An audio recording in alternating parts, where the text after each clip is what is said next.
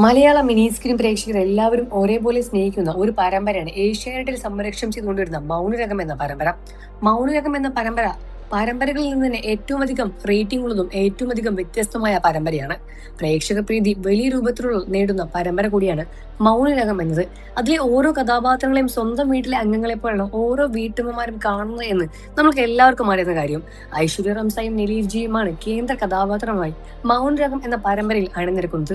പ്രേക്ഷകർ എല്ലാവരും തന്നെ ഇരുകയും നീട്ടി തന്നെയാണ് താരങ്ങളെയും സ്വീകരിക്കുന്നത്. സ്വന്തം വീട്ടിലെ അംഗങ്ങളെ പോലെ കാണുന്നത് പോലെ തന്നെയാണ് പ്രേക്ഷകരും ഇത്രമാത്രം സപ്പോർട്ടും മൗനരാഗത്തിന് കൊടുക്കുന്നത്.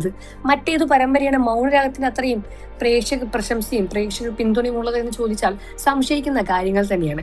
എന്നാൽ ഇപ്പോൾ ഇതാ മൗനരാഗം എന്ന പരമ്പരയ്ക്കും കർട്ടൻ വീഴുകയാണ്. അവസാനിക്കാൻ പോകുന്നു എന്ന വാർത്തകളാണ് സോഷ്യൽ മീഡിയ വഴിയും മറ്റും പുറത്തു വരുന്നത്.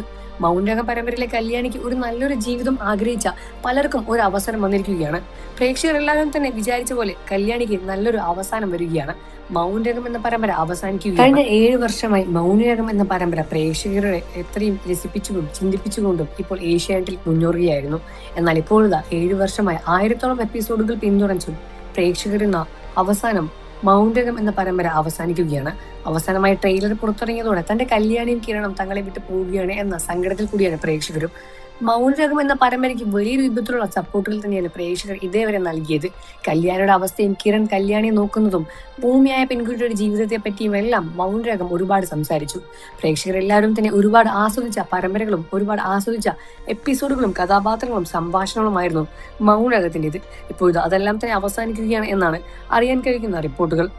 നിങ്ങൾക്ക് മൗനരാഗം പരമ്പര ഇഷ്ടമാണെന്ന കാര്യം വീഡിയോയ്ക്ക് താഴെ കമന്റ് ചെയ്ത് പറയുക.